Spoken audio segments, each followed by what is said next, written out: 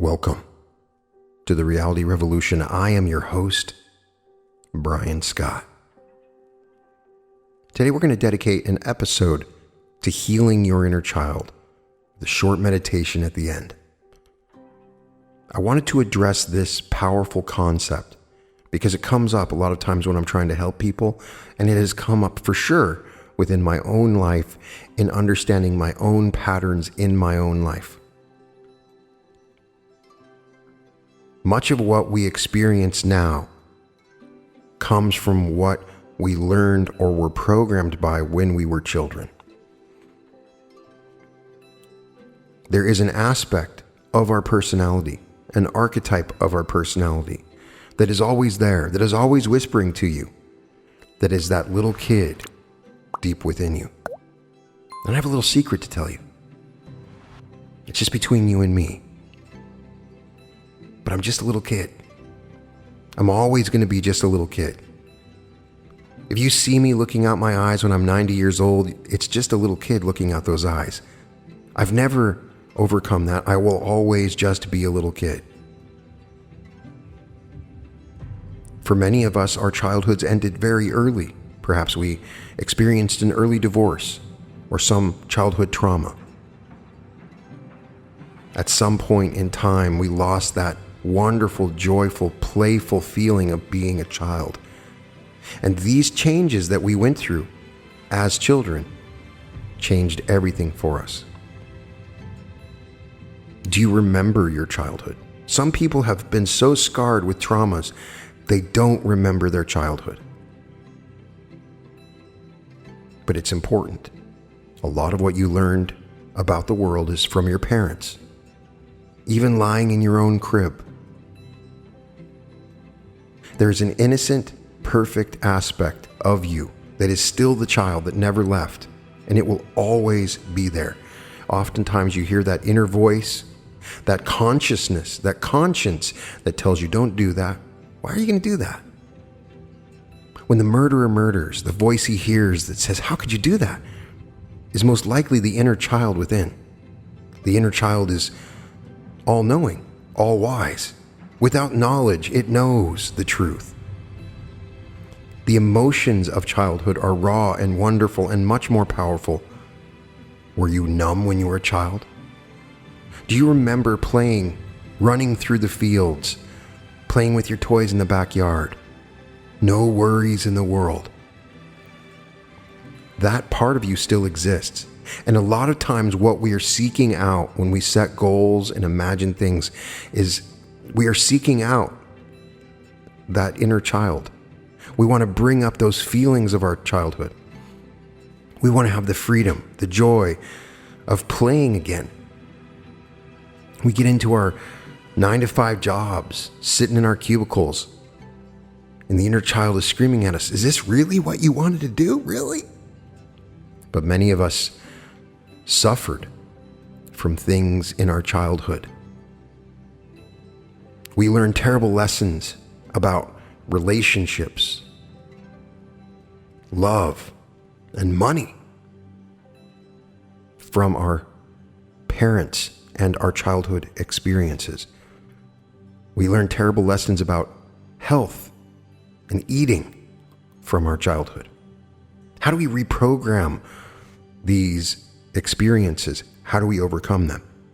We've learned from the Carlos Castaneda literature that we recapitulate the memories of our life at the time of our death. And oftentimes, all of the energy that we have is in our past. Many shamans and Toltecs would recommend recapitulation, meaning that you go back through all these experiences you had as a child. You observe them neutrally, and then you let them go. If you could see yourself energetically, you see these branches of your energy body stretching back into your past, attached to events that happened in your childhood, sucking your energy away. It's like you wake up in the morning, go through a 2-hour workout, and you ask why you're tired, because you really didn't do the workout, because all the energy is being sucked out from the past, and you don't even know it. The voice of our subconscious oftentimes is the voice of our inner child, and we don't know it. So how can we come to grips with this inner child? You probably clicked on this video because you've heard about healing the inner child in some way, because you have a relational pattern in your life that you're tired of repeating. Maybe you've tried to do some things to change this. Maybe you've tried some band-aid approaches. Maybe you even have gone to therapy. But these same tired patterns keep showing themselves, and they're related to your inner child. I've seen this in particular with issues of abandonment. It can be as simple as you might have been at the fair and your parents went one way and you went the other, and you went through a traumatic 20-minute period where you couldn't find your parents. And then this horrifying feeling that got grafted into your body made you afraid of abandonment from then on.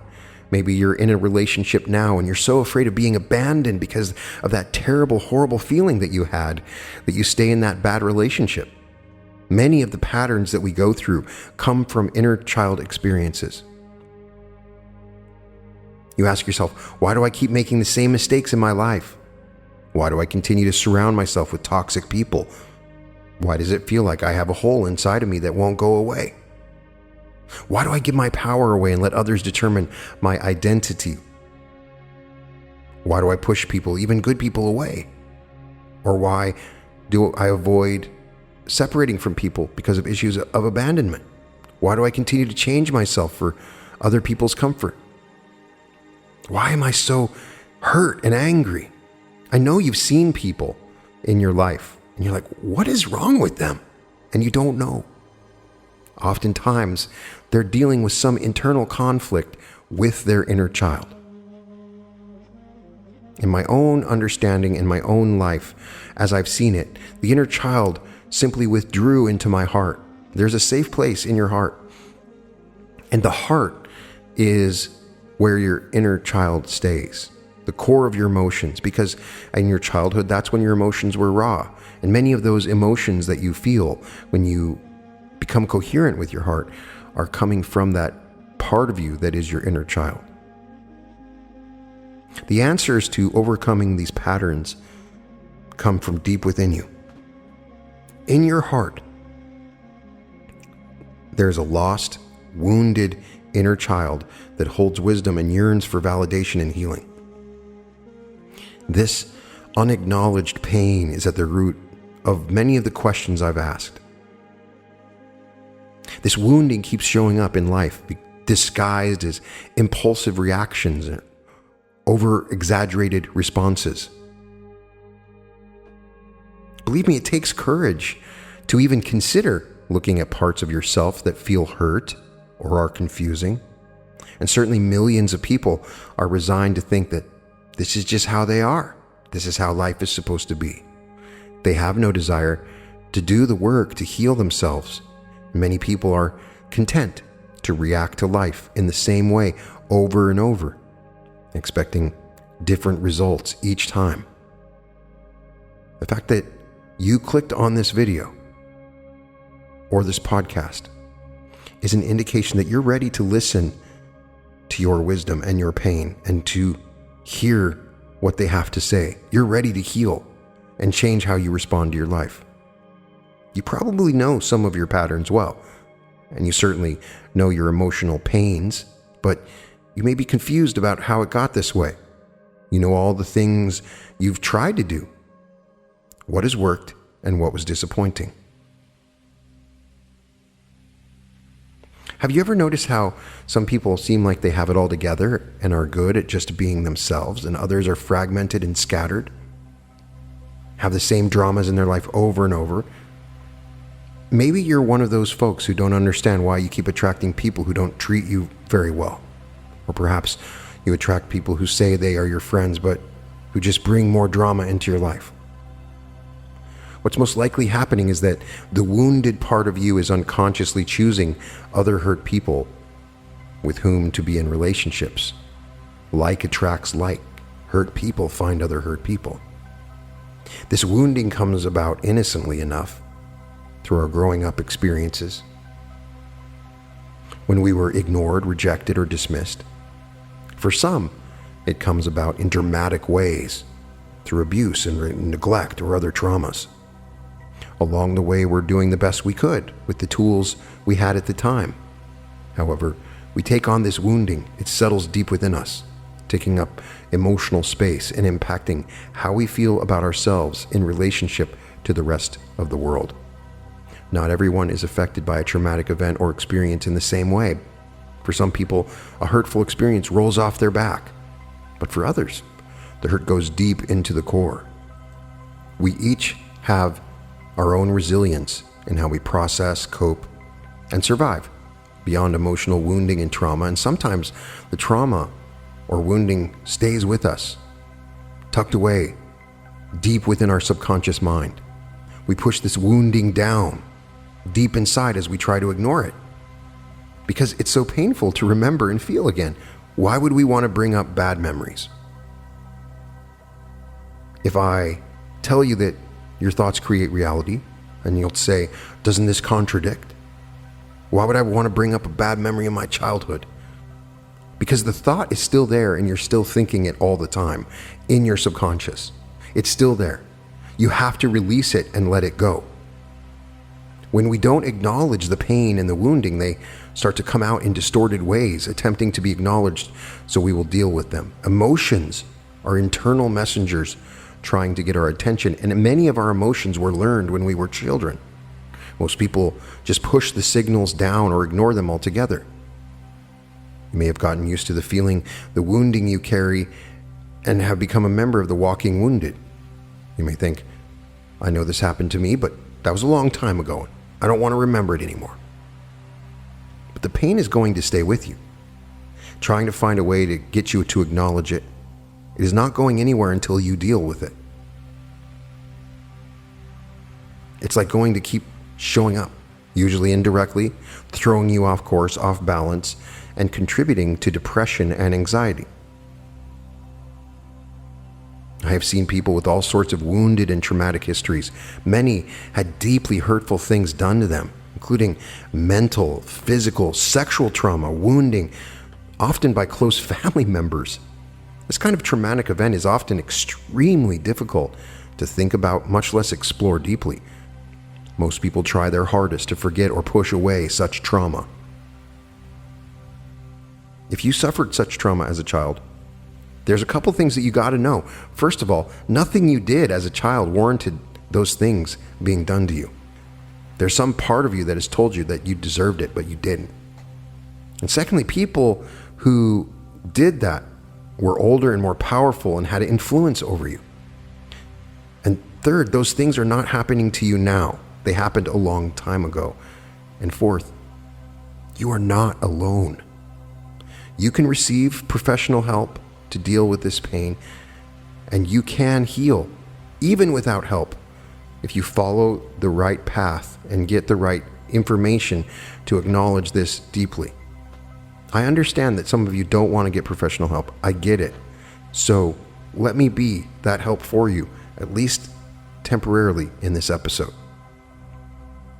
If you feel damaged and broken from what you experienced, know that there's a part of you that is intact and whole. It is the part of you that they didn't get to, your authentic part. It is the part of you that holds the key to your healing. This part of you is your inner child. The following is a sort of example of events that illustrate the pain that you end up recycling over and over, the traumas and triggers that happen from your childhood. An event happens in your childhood that startles or confuses you. It's a new experience that you don't know what to make of it. You only know you don't like the experience and the resulting feeling. An emotional part of you feels hurt and in pain. It stores the experience in your body as something that doesn't feel good, or in severe cases as a trauma. This is the initial sort of core wounding. This core wounding, the emotional pain, gets frozen in time at the age you were when the significant emotional event happened. Let's say age of 4 or 5.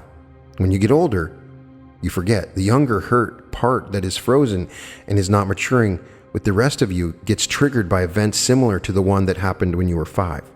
This part of you reacts as if the original bad experience is happening all over again.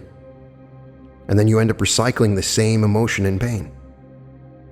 This part of you goes into action and either gets defensive and protective or shuts down, becoming quiet and invisible. And this ends up becoming a wounded emotional response tool that you bring up every single time in the future. Your wounded 4 or 5-year-old is always standing by, feeling lost and hypervigilant that something bad may happen. As an adult, your 5-year-old that carries this wounded emotional response steps in front of your responsible adult self when triggered. This part makes decisions and reacts emotionally as a 5-year-old would, using a 5-year-old child's logic, words, and expressions. People say, "You're acting like a child." And your responsible adult self is transfixed by this wounded illusion, is in the background, watching everything, feeling helpless as the situation unfolds. The 5-year-old self is strongly committed to protecting all parts of you and doesn't want the bad thing to happen again. After the drama unfolds and completes, your wounded 4 or 5-year-old, whatever it is, goes dormant and is vigilant again, but never leaves. Your responsible adult self is dazed and confused. Why did I just act like that? Why did I do those things? Why was I so impulsive?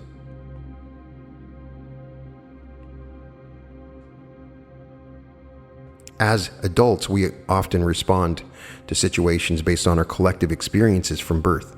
We develop these responses based on behaviors that were modeled by the adults in our lives or by developing responses on our own. There is a point where the child was all knowing and smart, and there's a point where that inner child lost its way. The inner child is a good thing, not a bad thing. It's just in our responses, in our understanding of deep emotional events. It's in our impulsive reactions. We know our impulsive reactions because we've had them for a long time. They've served us. They may not serve us well once we are adults, but they certainly helped out when we were younger. So we've had some things happen, and the inner child has come out. It's pushed our inner impulsive reactions. For instance, you shut down or withdraw emotionally. You get super quiet so as not to be noticed. You act passive-aggressive so as not to show your anger. You blame others, get too involved in a relationship too quickly. You overshare intimate details about yourself too quickly. You lie, feel as if you have no needs. You feel as if you have no desires or dreams. You harm yourself. You sabotage yourself. You overspend money that you don't have to fill up a deep hole inside, or you project or mind read what others think of or feel about you. You use drugs or alcohol. You push emotions down until they manifest as anxiety, depression, or sickness. You seek out attention. You sneak around. You hide. You overwork. You overcompensate. You bully others. You check out. You play the victim for attention. You feel less than you are. You feel greater than. You make yourself smaller so you can feel bigger. You're greedy. You gamble. You want to escape. All these little impulsive reactions come from this inner child. A lot of times our parents didn't know we were doing this to ourselves. A lot of times we did it to ourselves. How can we heal this? I'm going to take you through a little meditation here in a second. The inner child's not going to leave. The inner child is within you and it thinks it knows. As Tony Robbins says, heal the boy and the man will appear. Many people just don't realize they have a lost inner child who makes a lot of decisions in their adult life. They go about their lives on autopilot, impulsively reacting, yelling at the top of their lungs, withdrawing or sulking or keeping others at arm's length because they are scared of the emotional connection. They feel hurt or confused, abused, shamed, or neglected, just like they did as a child. But now they look and sound like an adult. They're unaware that part of them is lost and emotionally stuck in place. The lost inner child is a part of you that is emotionally frozen in time. It is lost in the sense that you may be oblivious to what will later be obvious signs of communication from this part. Even though there is a part of you, it is lost because it didn't mature emotionally with the rest of you. I know that as we grow into adulthood, many of you believe that we leave our childish behaviors behind. It is not bad to have childish behaviors. It is bad to have the childish emotional reactions. The good part of the inner child is the one that played, that was joyful, that could feel those emotions. And the bad part was the one that got scared away. We interact with other adults and we make adult decisions and hold more responsibilities, but emotionally wounded children become emotionally wounded adults. Even as adults, we sometimes react impulsively to external events and are later embarrassed or ashamed by our behavior. It's okay. It's normal. It happens. After the storm is cleared and emotions are calmer, the responsible adult self will assess the damage and think, that didn't feel like me. Why would I act out in this way? We're often confused after acting out. It doesn't make sense. We understand what we did, but we don't know why. The memory of the event is coded in shame, and we often can't imagine forgiving ourselves because the shame is so loud. You do not have to live with this shame, and you can break the pattern of impulsive reactions, but until your core wounding is healed, you will carry around your wounded and lost inner child everywhere you go. Vulnerable to inappropriate and impulsive reactions coming from your lost inner child at any time.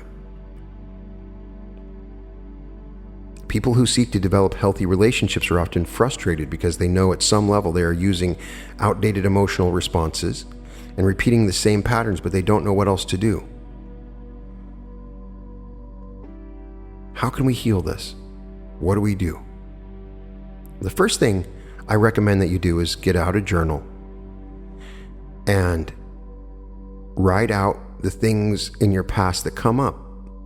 Oftentimes, when you go through these events, there are things that you don't remember about. For instance, you could have like age 3, mom and dad divorced, or age 5, mom remarried and had a hard time emotionally. Age 6, it was a fun birthday party, all my friends were there. Age 7, dad remarried, things seemed to get better. Age 8, bullying in school. Age 11, had to leave my friends, had to go to middle school. Age 12, my first crush. Age 16, the first time I had sex.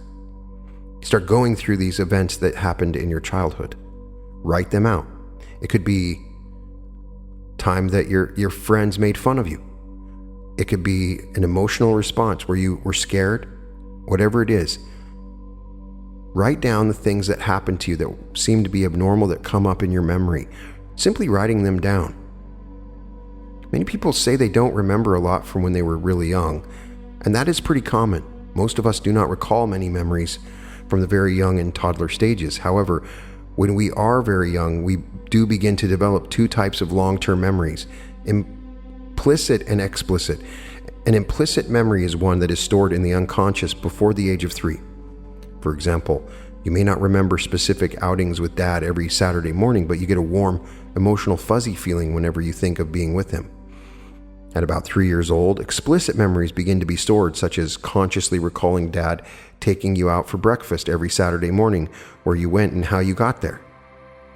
The majority of our memories up until the age of 7 are implicit memories, but age 3 is the turning point for most, when explicit memories become more frequent.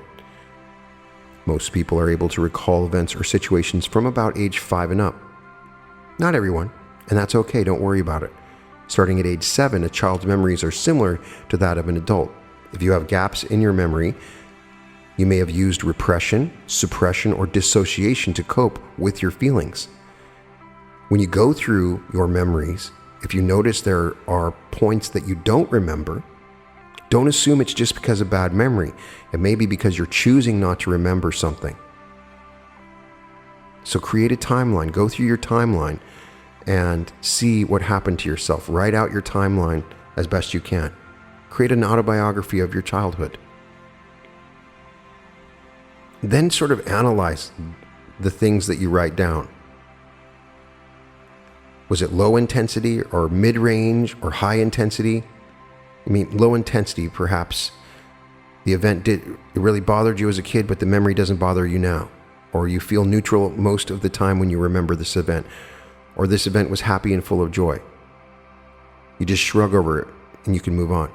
Then there's a sort of mid-range, which you've seen pictures of a time when you know things weren't good, but you look happy and you're confused about how you should feel.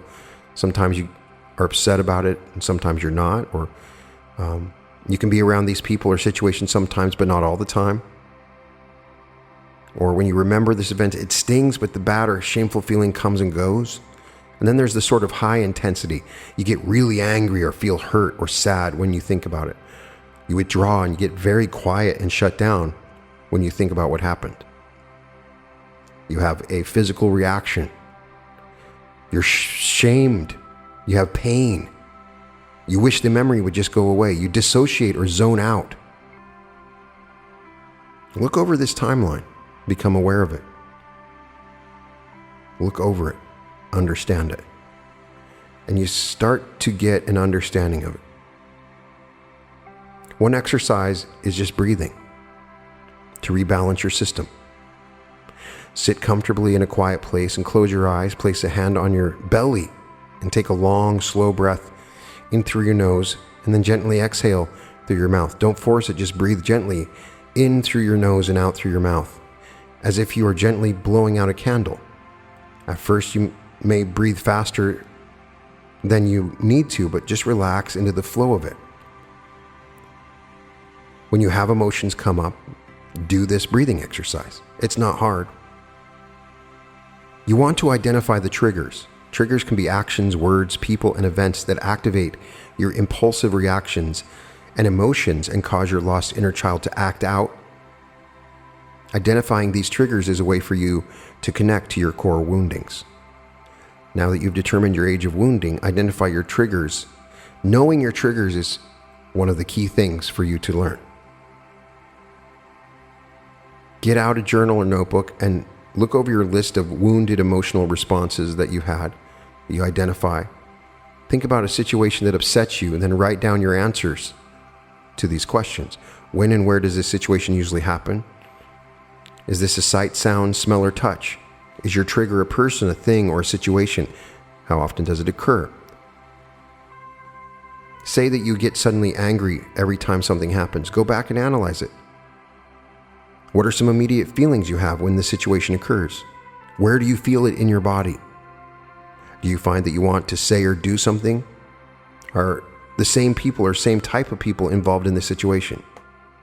Don't overthink it. Just go through trying to notice patterns in your reactions and situations.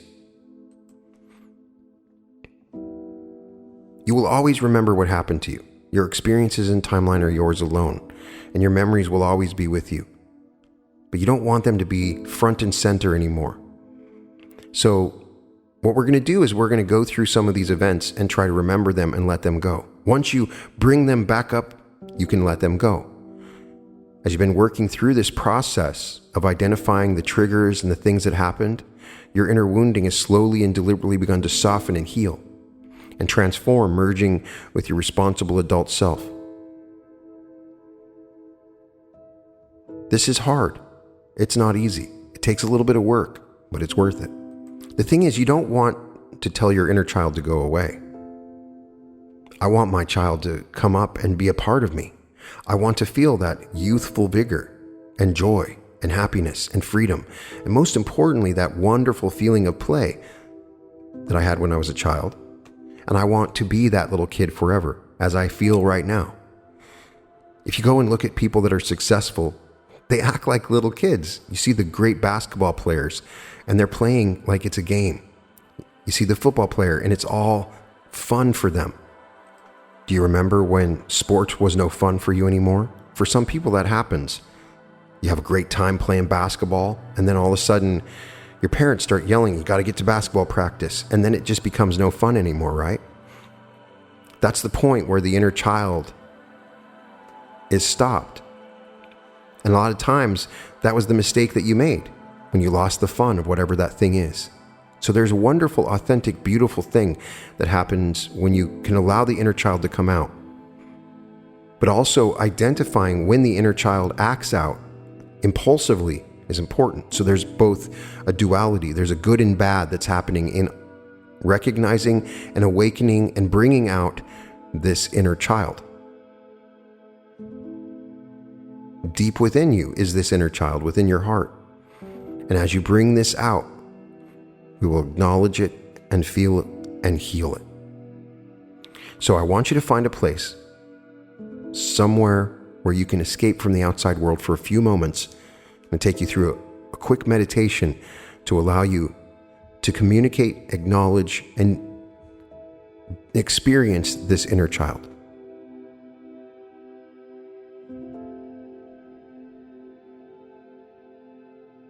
Now close your eyes and take a deep, slow breath, breathing in through your nose and out through your mouth.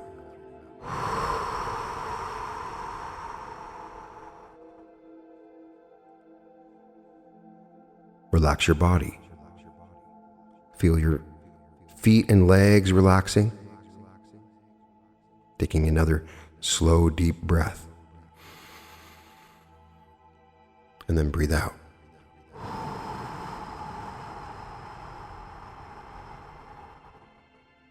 And as you relax even more, you feel your groin, your intestines, your stomach, all relaxing, moving up to your chest and your heart and back. All the muscles relaxing, letting down your shoulders, relaxing your arms, biceps and triceps, your forearms, relaxing the tendons and wrist and hands. Relax your face, all the muscles in your face, relaxing your mouth, the muscles around your eyes. And just sit relaxed for a few moments, releasing any emotions that you hold in your body. Now I want you to place your hand on your heart. I want you to go into your heart, moving your consciousness to your heart. For this is the place in which your inner child lives. Breathing in and breathe out. Breathing in through your heart. And I want you to bring up a feeling of joy from your childhood. Remember how it felt. That feeling of excitement on Christmas or your birthday, with your friends or laughing as a child. Bring these feelings up for a few moments and go into the feeling of your inner child.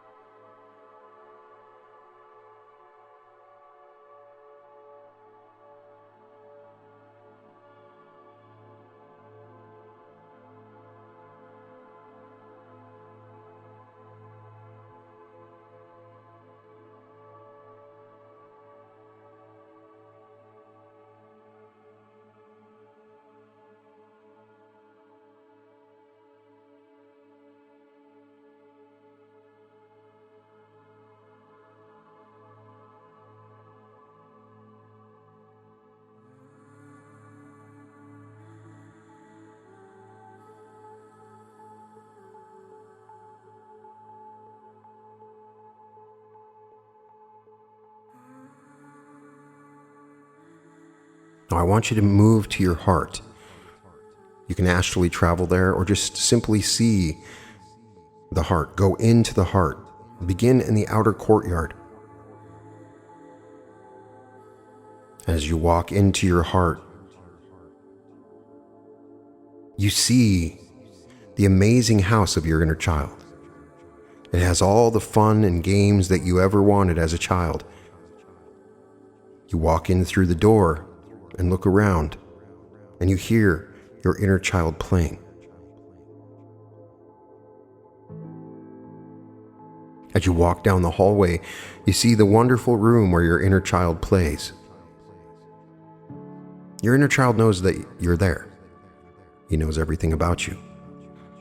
Or she, whoever it is. And go and sit with your inner child and play with them for a few moments. Whatever comes to your mind that you see or hear or do during this time, simply play and have fun with your inner child.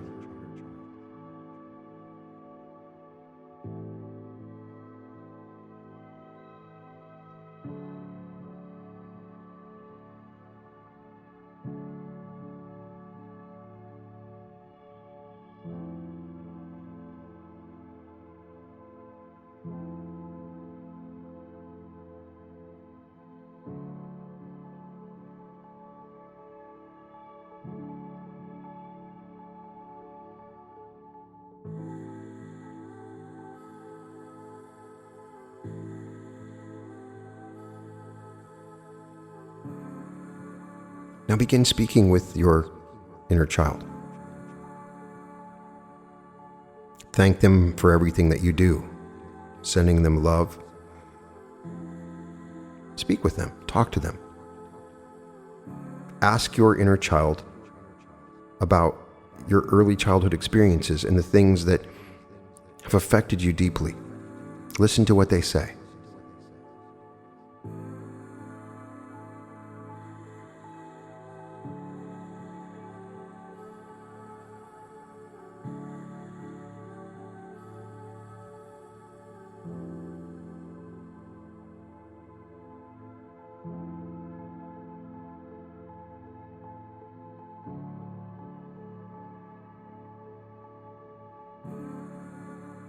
Ask your inner child in this moment what they think about your life and the things that you're doing, and listen to their advice.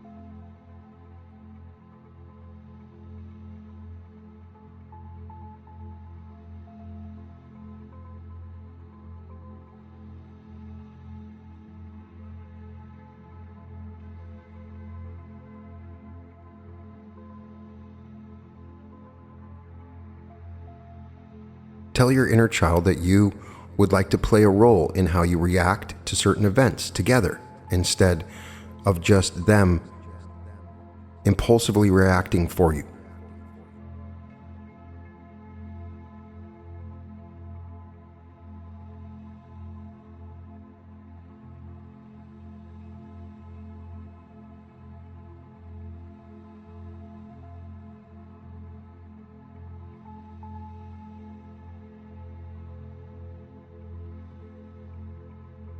Now I want you to go and hug your inner child. Bless them with love. Feel them melting into you and feel them becoming a part of you more fully than before. Feel them a part of your inner consciousness, in your conscious state, beyond your subconscious mind. Feel their wisdom and joy. Feel the powerful, raw emotions that flow through you. This is good. Now, as you walk out of this house, out through the outer courtyard, I want you to think of a time in your past, some sort of traumatic event that you had, and I want you to revise it. Imagine that event not happening or happening in a different way.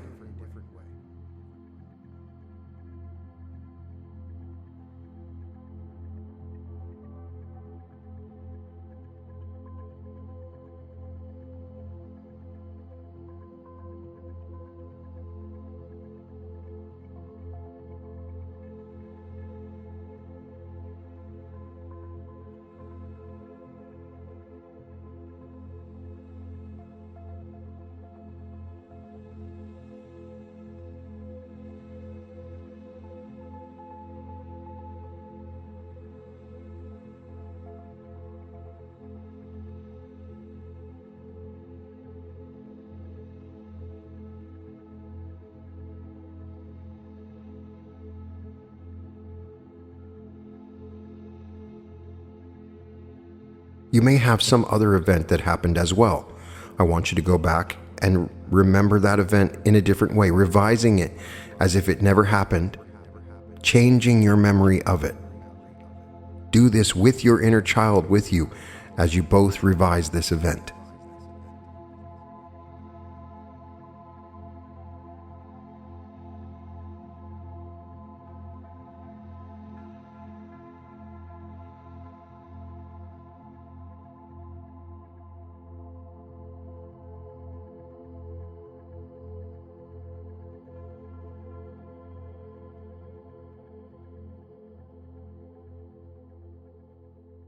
Now, with love, you slowly leave your heart as it stays open and coherent with your body.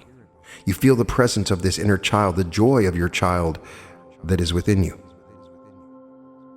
You slowly come back to your body and open your eyes, and in this moment, feel merged at one with your inner child, in full communication with them, and continue to revise events that may have happened in your past, imagining them differently. Continue this communication and continue to journal any events that may have happened in your past, remembering them, understanding them, letting them go if you have to, addressing them if you have to. Listen to the inner guidance of your spirit and soul. Allow you to heal these wounds and integrate this child into yourself. You may need to do this meditation multiple times. And some of you, it may just take once. But acknowledge this part of you, this aspect of you that is within your personality. Don't ignore it. It is you. It is a part of you and makes up your programming and who you are. You are whole and complete again. You are free. Free to play, free to have fun. Free to live.